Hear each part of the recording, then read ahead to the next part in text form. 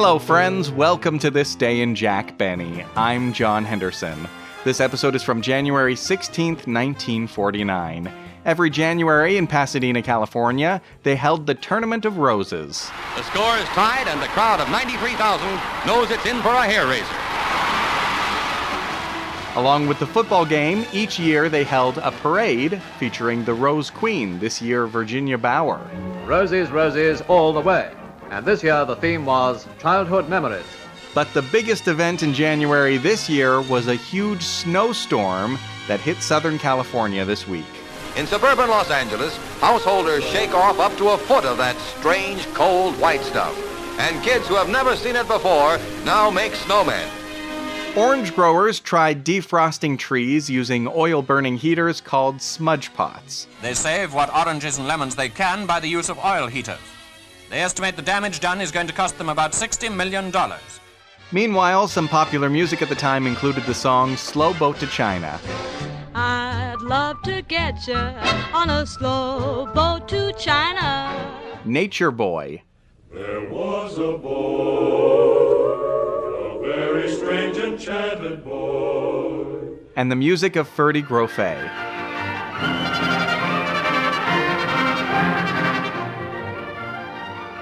And some older songs, California, Here I Come. California, here I come, right back where I started from.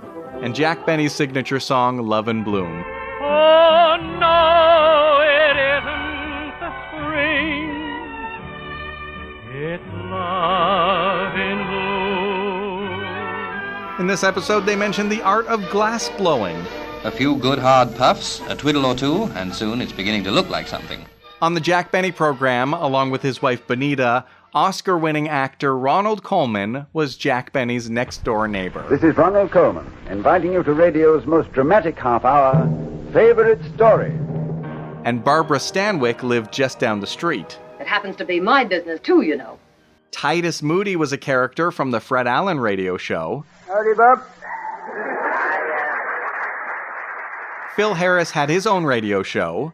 Mommy, how did Daddy proposal to you? He got down on his knees and said, "Blondie, this is your big chance." Yeah, and your mother was smart enough to take advantage of a golden opportunity. Dennis Day had his own radio show. You've got to convince her you're the biggest dope on earth. Oh, don't worry, Mildred. I can do it if I put my mind to it. And even Don Wilson had a second radio program. He was the new announcer on The Alan Young Show. Let's do something different today. Something gay, something exciting. All right, honey. Let's go down to the beach and shake jellyfish. Jack Benny himself was doing his bit for charity with the March of Dimes in the fight against polio. He launched the 1949 campaign, Pennies from Benny. Major portion of the event will be the dedication of a covered wagon donated by Benny, which will tour 24 cities. In the wagon was a safe that read, Jack Benny's Vault, Beware of Dog. If you'd like to contact me, you can email jackbennypodcast@gmail.com, or on Twitter, it's @thisdaybenny. And enjoy the show. The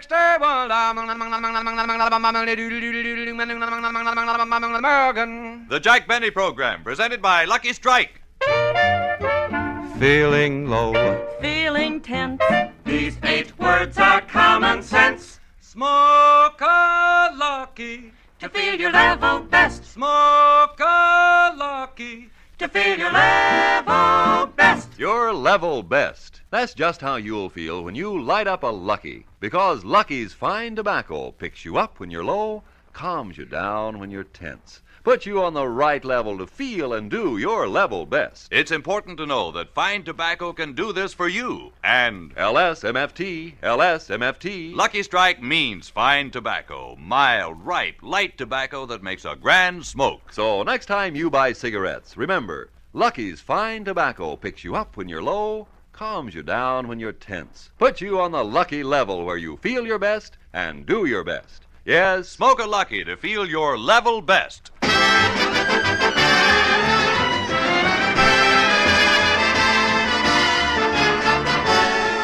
The Lucky Strike program starring starring Jack Benny with Mary Livingston, Phil Harris, Rochester, Dennis Day, yours truly, Don Wilson, and our guests, Mr. and Mrs. Ronald Colman.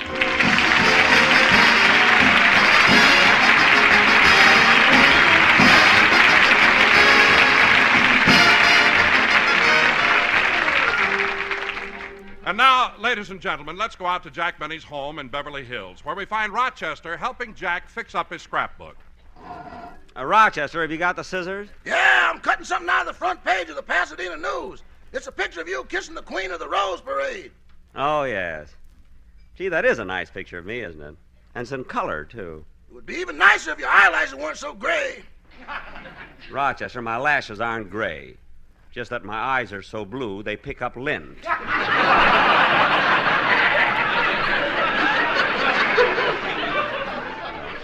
Now, Rochester, I've got enough clippings for my scrapbook. I better start pasting them in. You know? Boss, I looked everywhere, but I can't find the glue. Well, just mix some flour and water. That'll make a good paste. I thought of that, too, but we're all out of flour.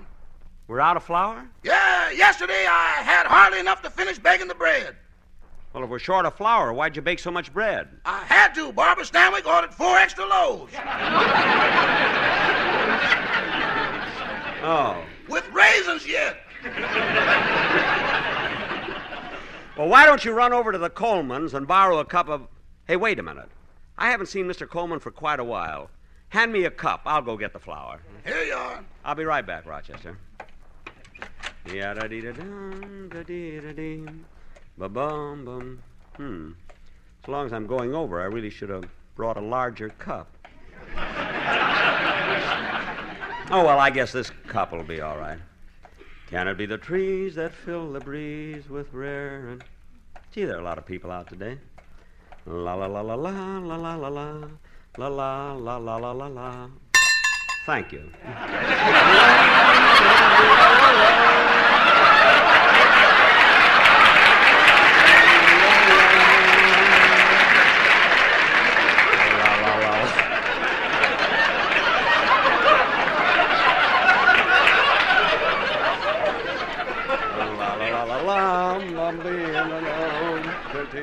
Yeah, I better go around the back door.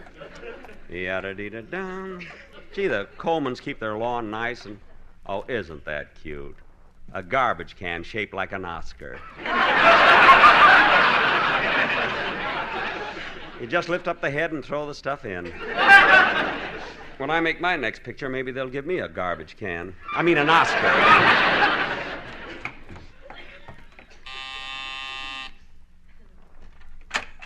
Oh, it's you, Mr. Benny. Oh, hello, Sherwood. Is Mr. Colman in? Yes. He's in the library. Well, could you tell him that I'd like to borrow a cup of flour? Oh, there's no need to tell him. I'll give you the flour. Oh, shall I come in? That won't be necessary. I'll sift it to you through the screen door.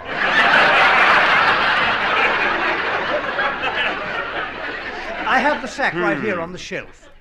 What is that? Oh, by the way, Sherwood, I tried to call Mr. Colman on the phone this morning, but I couldn't get him. Did he change his number since I talked to him last week? Yes, sir. 3 times. Oh, well, I hope he got the one he likes. Will this be enough flour, Mr. Benny? Yes. I'm just going to use it to make a little paste. You see, I'm working on my scrapbook, and I'm sticking in the many things that have been said about me. You save those?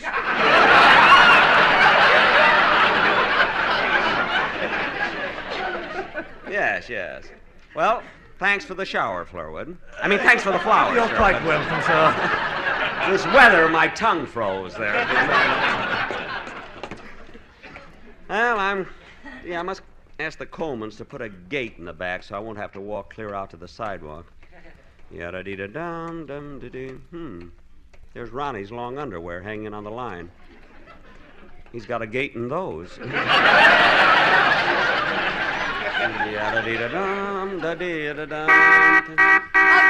Jack! Oh, hello, Mary. Hey, come on in the house, Mary. I haven't got time. I just stopped by to ask you if I could skip rehearsal tomorrow.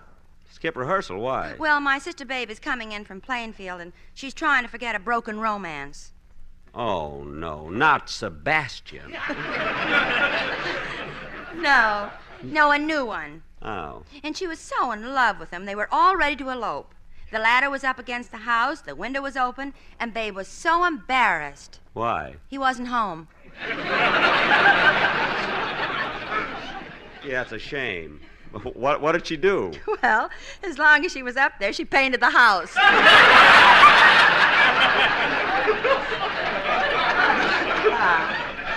Well, when a guy gives you the brush, I guess you must use it. Well,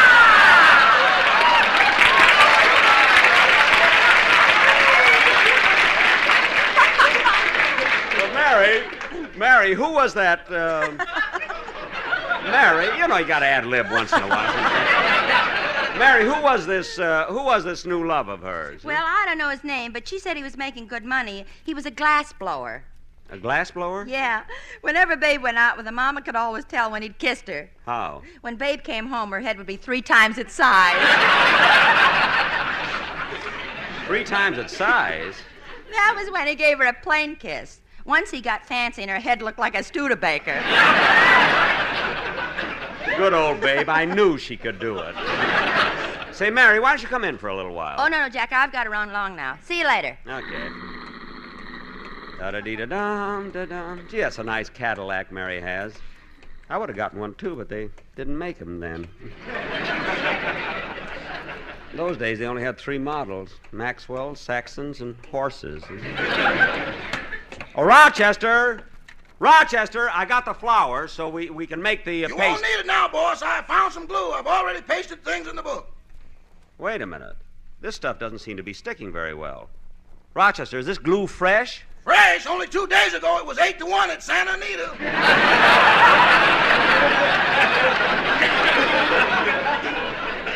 What? I had him across the board, win, place, and mucilage. No. Well, how do you like that? I'll get the door. Oh, hello, Dennis. Hello, Mr. Benny. I just came over to tell you the good news. Good news? What? I finally got 2 tickets for the Rose Bowl game.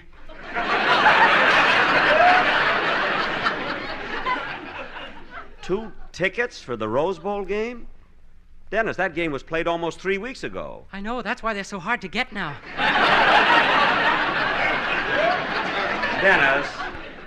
Dennis, come in a minute. Now, let me get this straight. Maybe I'm the one that's confused. Are these tickets for the game that was just played or the one that's going to be played next year? What do you care? I'm not taking you.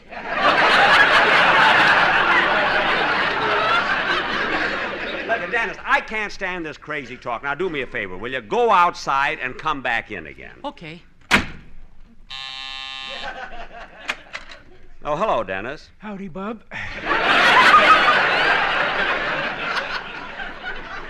Well, that's better. Now you're Titus Moody. Yep, and I've got 2 tickets to the Rose Bowl game. Now put that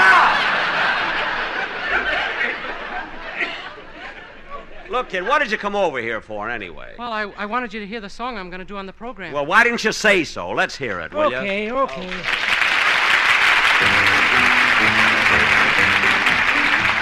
Oh, Clancy was a peaceful man, if you know what I mean. The cops picked up the pieces after Clancy left the scene. He never looked for trouble, that's a fact you can assume. But nevertheless, when trouble would press, Clancy lowered the boom. Oh, that Clancy! Oh, that Clancy! Whenever they got his Irish up, Clancy lowered the boom. Boom, boom, boom, boom, boom, boom. O'Leary was a fighting man, they all knew he was tough. He strutted round the neighborhood, shooting off his guff. He picked a fight with Clancy, then and there he sealed his doom. Before you could shout, "Oh, Larry, look out!" Clancy lowered the boom. Oh, that Clancy! Oh, that Clancy! Whenever they got his Irish up, Clancy lowered the boom. Boom, boom, boom, boom, boom, boom. Now Clancy left the barber shop with tonic on his hair. He walked into the pool room and he met O'Reilly there. O'Reilly said, "For goodness sakes, now do I smell perfume?" Before you could stack your cue in the rack, Clancy lowered the boom. Oh, that Clancy! Oh, that Clancy! Whenever they got his Irish up, Clancy lowered the boom. Boom, boom, boom, boom, boom, boom, boom. The neighbors all turned out for Kate O'Grady's wedding night. McDougal said, "Let's have some fun. I think I'll start a fight." He wreck the hall, then kiss the bride and pulverize the groom. Then quick as a wink, before you could think, Clancy lowered the boom. Oh, that Clancy! Oh, that Clancy! Whenever they got his Irish up, Clancy lowered the boom. Oh, that Clancy! Oh, that Clancy! Whenever they got his Irish up, Clancy lowered the boom, boom, boom, boom, boom, boom, boom, boom, boom. Sure, it was the greatest sight you ever did see when Clancy lowered the boom.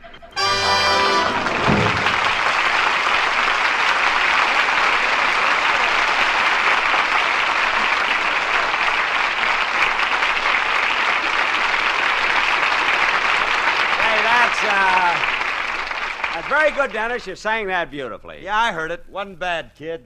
Phil, I didn't see you. Why didn't you tell me you were here? Well, I didn't want to intrude while you were so enraptured by Mr. Day's musical rendition. Phil, that come out of you? Why? What's so incongruous about that? Incongruous? Listen to me, Jackson. I'm trying to improve myself in literature, in English, and even in music. Music, too, huh? Well, that I'm glad to hear. Certainly, Jackson. I just came from the library where I picked up this book on music by Grofé. Oh, Ferde Grofé? No, his brother George. George Grofé? I never heard of him. Well, here's the book right here. I've been reading it all morning. There it is on the cover, George Grofé. That's geography.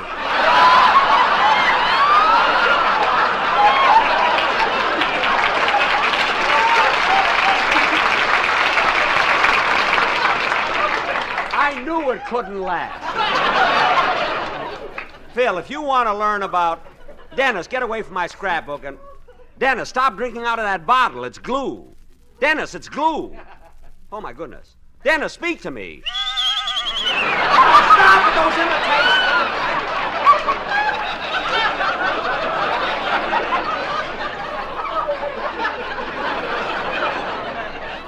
Yeah, you better stop it, kid. If you want to get any place in show business, you got to stop being ridiculous, ludicrous, incompetent, and uncouth.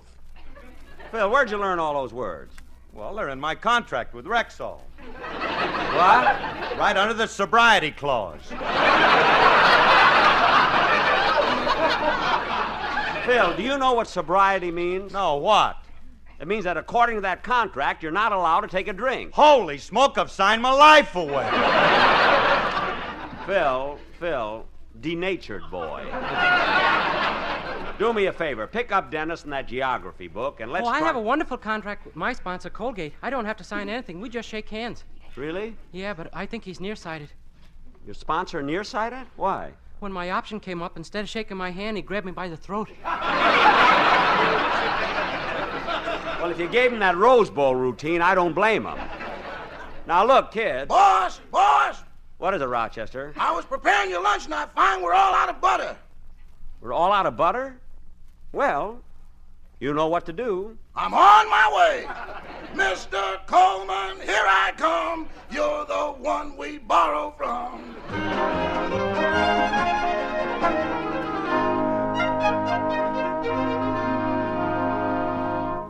Oh, Ronnie, where are you? I'm in the library, Benita.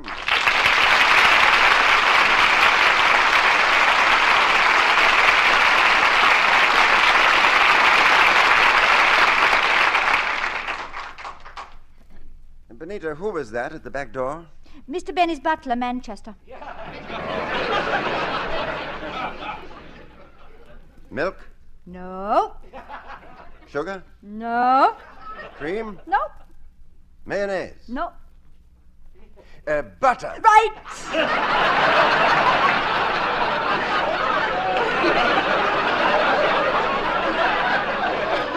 You're really wonderful. If you ever went on a quiz program, we could spend 2 glorious weeks in Honolulu.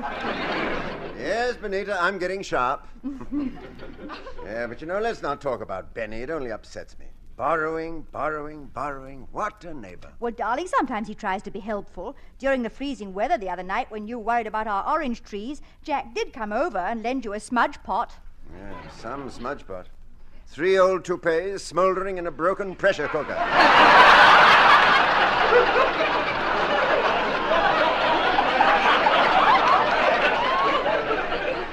I know, Oh, darling. But then what about the snow? Tuesday morning he volunteered to shovel all the snow away from our house, and he did it, too. You know, that was shrewd of me, telling him I dropped a dime on our front lawn.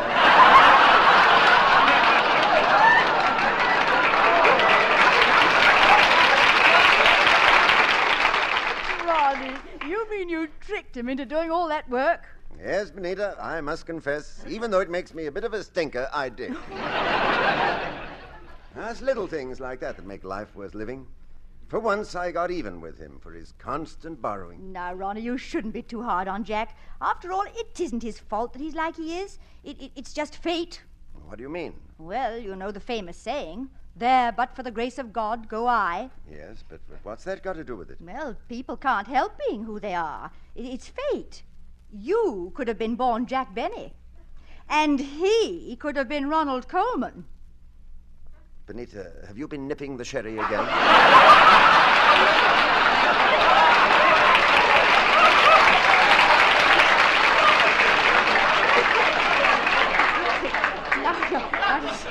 Stop.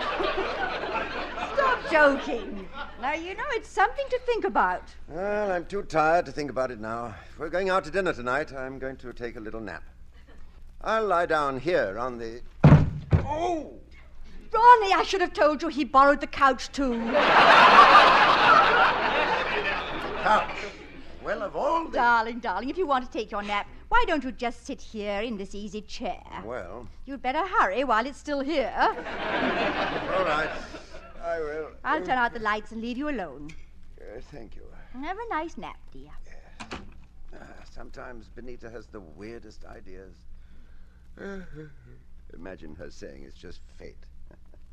That I could have been born Jack Benny. Whoa, what a nauseating thought.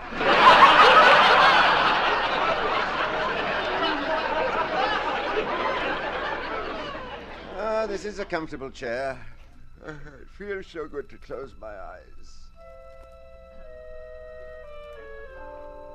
Yes, Ronnie, you could have been born Jack Benny. You could have been Jack Benny. You could be Jack Benny. You could be Jack Benny. You could be Jack Benny.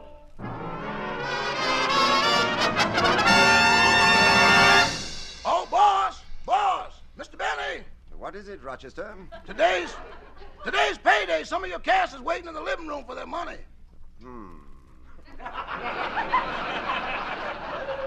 All right, I might as well go in. Help me on with my shoes, Rochester.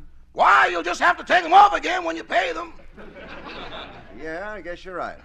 You know, Rochester, I'm a pretty lucky man. My cast has been wonderful to me. They're always on time, they work hard, they try their best, and always give great performances. I wish there was something I could do to show my gratitude. Why don't you give them a raise? I will not.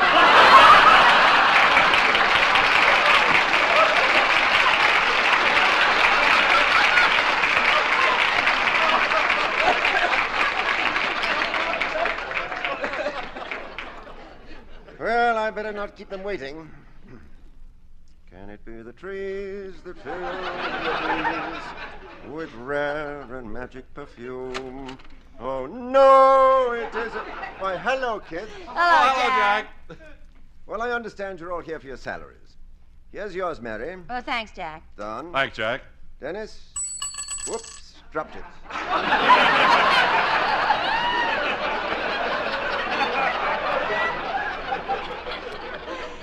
Say, Jack, did you hear the latest news about Don? He's got another show now. Well, congratulations, Don. What program is it? Well, it's the Alan Young Show, Jack. We started last week. Alan Young, eh? He's a clever comedian. How does it feel, having two shows? Oh, wonderful. And the nice thing about it is that one of my bosses is young.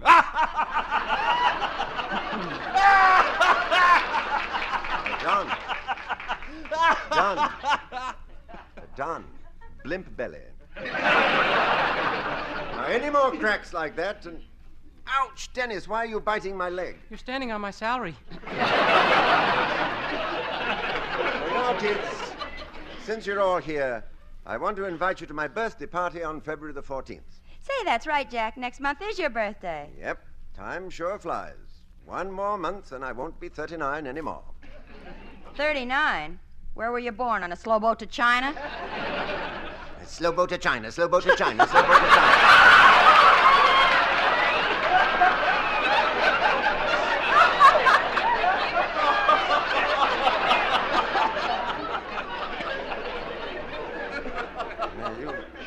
You better watch it, sister, or you'll be on a fast bus to the Maycomb.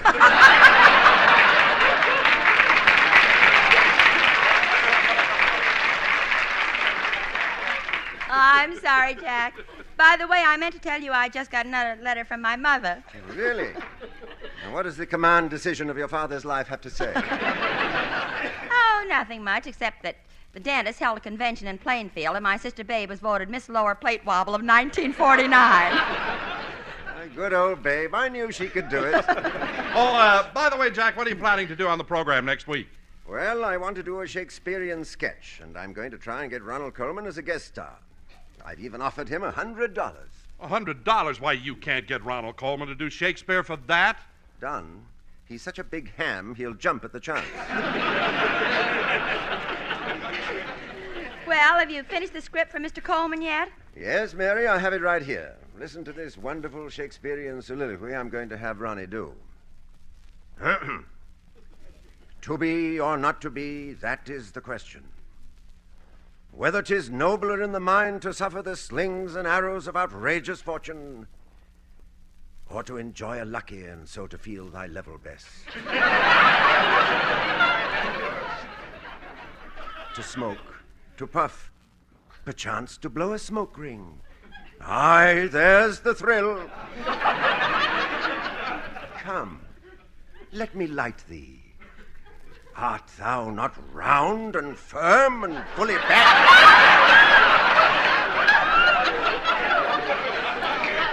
Art thou not first again with friends, Romans, countrymen? Art thou not a noble creation? Your praise is tripping lightly from the nimble tongue of speedy rigs. Aye, Horatio, the tobacco's the thing that makes a lucky fitting for a king.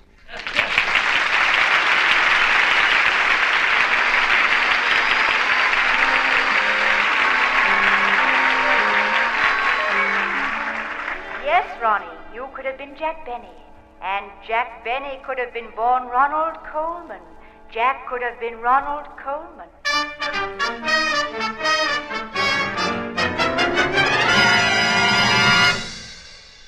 Oh, Ronnie! Ronnie, where are you? I'm in the library, Benita.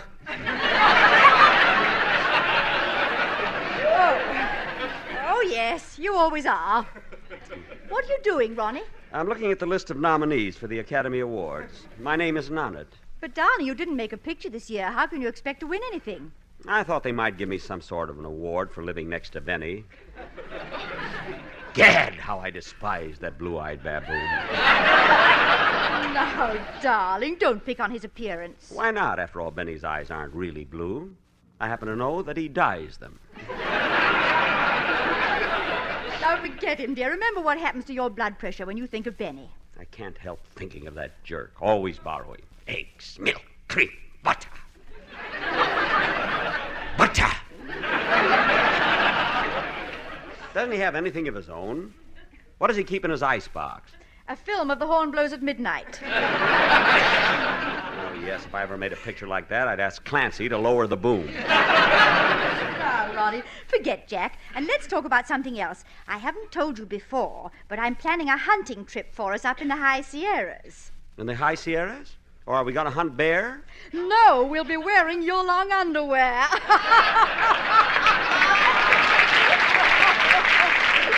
Oh, Benita, you're a jolly one.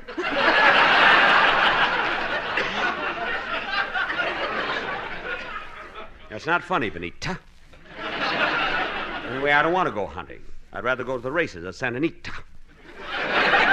Benita. Oh, Ronnie, you're so cute. Come here, darling. Oh, don't, dear. Don't. You're tickling me. Oh, stop being so dignified. It's only us. You know, darling, I'm a lucky man, having such a beautiful wife. Come here, Benita. Let me kiss you. Oh, Ronnie, that was wonderful.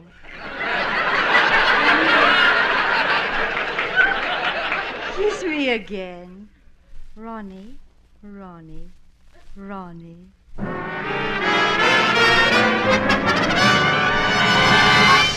Ronnie! Ronnie, wake up! What? Oh, it's you, Benita. Yes, I've been calling you for 5 minutes. Oh, well, where did he go? Where did Benny go? Benny, Jack wasn't here. Oh, he wasn't, eh? Now, Benita, I distinctly saw you kiss him. Me kiss Jack Benny? Have you gone out of your... Oh, wait a minute. You must have dreamed it. Huh? Oh, yes. I guess I did. Well, that settles it. We'll have to move. Move? Move why? Benita, I don't mind Benny borrowing everything I've got. And I don't mind Benny ruining my life. But when he starts to louse up my dreams, that's too much, my girl. Too much!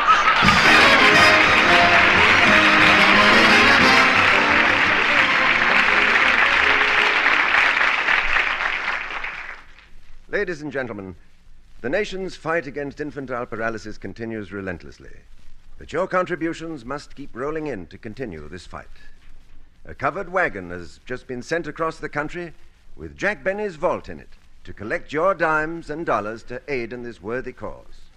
Obviously, the wagon can only visit a limited number of cities, so please send your dimes and dollars to Jack Benny in care of your local CBS station or direct to the March of Dimes.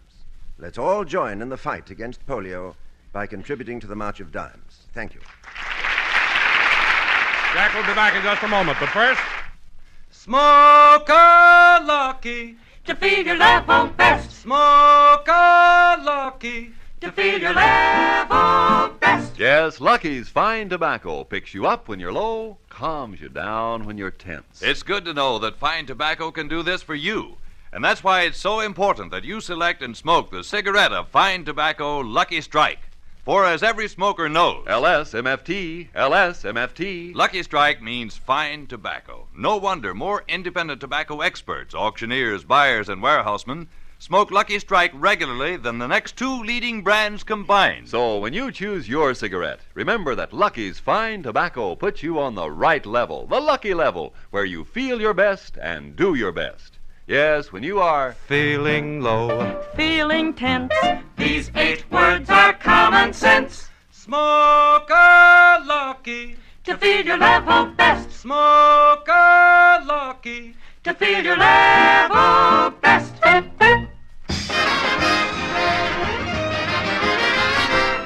Thanks, Ronnie and Benita, and good night, everybody. Be sure to stay tuned to the Amos and Andy Show, which follows immediately, and the rest of the CBS Sunday night lineup, which includes our Miss Brooks, Sam Spade, and Lemon Abner. And don't forget, through Friday, the Lucky Strike program, Your Lucky Strike, starring Don Amici. And don't miss Dennis Day and a Day in the Life of Dennis Day. This is CBS, the Columbia Broadcasting System.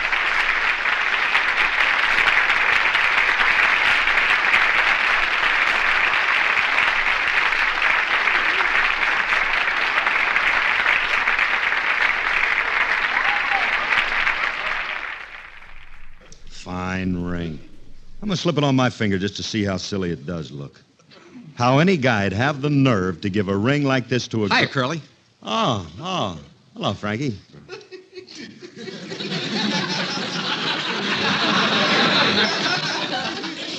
What you got on your finger? An engagement ring?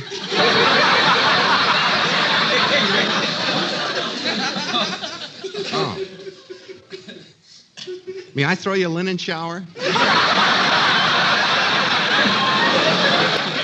No, but all kidding aside, Alice, how did you know that I was in love with you? That was easy, Phil. A little bird told me that you love me. That you love me. And I believe that you do.